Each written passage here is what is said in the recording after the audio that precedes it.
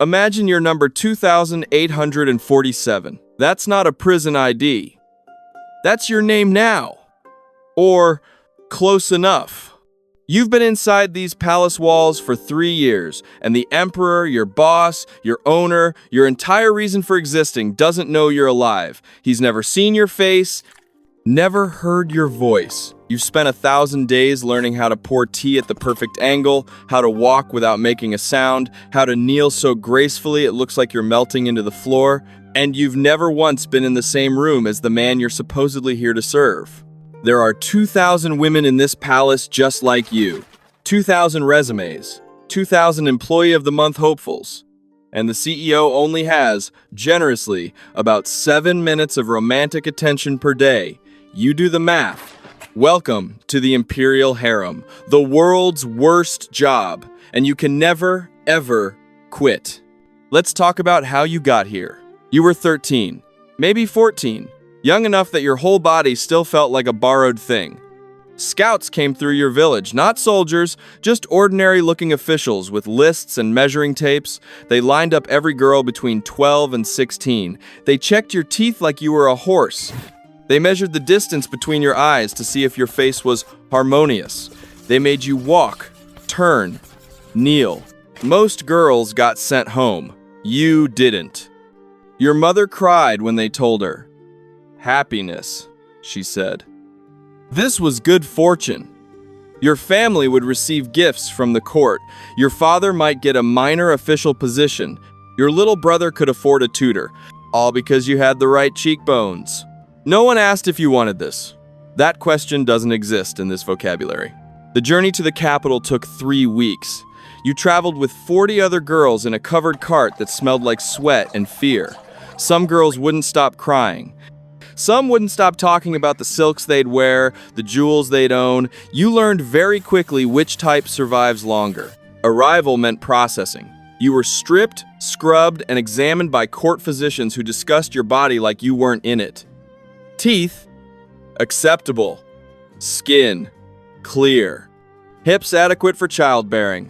You passed. Congratulations. You've been accepted to the most exclusive unpaid internship in human history. Then came training. Months of it. How to walk.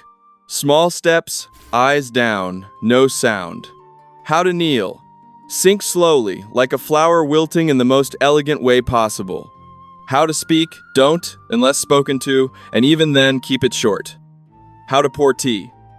One hand on the pot, one hand behind your back. Angle exactly 45 degrees. How to breathe. Quietly. How to exist. Barely. You shared a dormitory with 200 other girls, stone floors, thin blankets, the kind of cold that lives in your bones. You learned the hierarchy fast. Older concubines near the good sleeping spots, newer ones near the door where the draft cuts through. Every single one of these women is your competition. Every smile is a chess move. Every friendship is a calculated risk. The senior concubines told you the rules. Rule 1. Favor is everything. If the emperor notices you, you rise. If he likes you, you might become a ranked consort. If you bear a son, you might actually matter. Rule 2. Favor is random. The emperor has thousands of women. He picks based on mood, whim, or whoever the chief eunuch puts in front of him that night. Rule 3. Everyone is trying to get noticed. Everyone. Which means everyone is also trying to make sure you don't. Your job description is technically being available. In practice, that means waiting. You wake before dawn. You dress in identical robes with 2,000 other women. You stand in designated areas of the palace, looking presentable, in case the emperor happens to walk by. He almost never does. When he does, he almost never looks. When he looks, he almost never stops. Years pass this way. Literal years. You are 19 now. That's middle-aged by palace standards. The new shipment of girls just arrived, 14-year-olds with fresh faces and terrified eyes. You were them once. You can't even remember what hope felt like. Here's what nobody tells you about palace life. The danger isn't dramatic. It's not assassins in the night or grand poisoning plots. It's the grinding daily paranoia that hollows you out. That gift of candied fruit from the girl in the next dormitory, is she being friendly, or did someone pay her to test whether you're ambitious enough to accept bribes? That eunuch who smiled at you, is he an ally, or is he reporting everything you say to a higher-ranked consort who sees you as a threat? Everyone is playing the game. The game has no rules. The only way to win is to become someone capable of winning, which means becoming someone who's no longer quite human. You watch it happen to others. The sweet girl from your intake group, the one who used to share her rice when you were hungry, she accused another concubine of practicing witchcraft last year. No evidence. Didn't matter. The accused woman was demoted and sent to the cold palace, that dumping ground for disgraced consorts where women go to be forgotten. Your sweet friend got promoted. She doesn't make eye contact with you anymore. Here's the worst part. You understand. You don't blame her. Survival looks ugly from the outside, but inside it just looks like math. What are you willing to trade to live another year? You start doing the calculations yourself. That moment when you realize you've changed, that's the one that breaks you. Not the cold, not the hunger, not the fear. It's the morning you catch yourself thinking about how to undermine the new girl who's getting too much attention from the chief eunuch. It's the afternoon you stay silent when you see someone slip something into a rival's tea. It's the evening you realize that your name, your actual name, the one your mother gave you, hasn't crossed your mind in months. You're number 2,847. You've always been number 2,847. The palace doesn't kill you with violence, it kills you with time. You're 23, your skin has the first fine lines, there's gray in your hair if you look closely. The emperor is 56 years old and exclusively interested in the 14 to 18 demographic. You are, in corporate terms, a legacy system. Still functional, just not something anyone wants to invest in anymore. You get moved. Not dramatically, no announcement, no disgrace. Just a quiet reassignment to the back wings of the palace. The quarters are smaller here, the food is worse, there are dozens of women like you, all in their 20s and 30s, all waiting out the clock. You play cards, you embroider, you watch the seasons change through a window you're not allowed to open.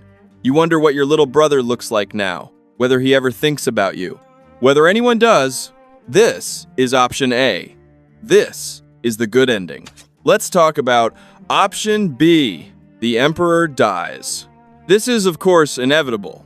He's mortal. All bosses eventually clean out their desks. But when the Son of Heaven dies, the corporate restructuring is somewhat more aggressive. Because you, along with everything else in this palace, are property, Imperial property. And when the owner dies, the property gets handled. In some dynasties, the handling is gentle. You get sent to a Buddhist temple to pray for the emperor's soul for the rest of your life. Shaved head, gray robes. No leaving, but you're alive. In other dynasties, the handling is less gentle. They call it burial sacrifice. The logic, such as it is, goes like this. The emperor will need attendants in the afterlife. Who better than the women who served him in this life? It's an honor, they tell you. You'll be by his side for eternity. Never mind that eternity starts with being sealed inside a tomb. The method varies. Sometimes it's poison relatively quick, sometimes it's hanging provided for your convenience. Sometimes, in the really festive eras, you're simply walked into the burial chamber while it's still open, and then it's not. You don't get a choice. You've never had a choice. The only variable is whether the exit is quick, and here's the final twist that should really ruin your day. It doesn't matter how well you played the game. It doesn't matter if you were the emperor's favorite or if he never knew your name. When the property gets liquidated, it all goes together. The beloved consort who bore 3 princes is bundled into the tomb, right alongside number 2,847 who spent 20 years embroidering in a back room. All that strategy, all those betrayals, all those cold nights and paranoid days and pieces of yourself you traded away for survival. In the end, you're all just inventory, cleared out to make room for the next emperor's collection. But don't worry, it's not all bleak. Because right now, as you're being walked toward that torchlit tomb, a new batch of girls is being loaded into carts in some distant province. 200 new hopefuls, 200 new lottery winners.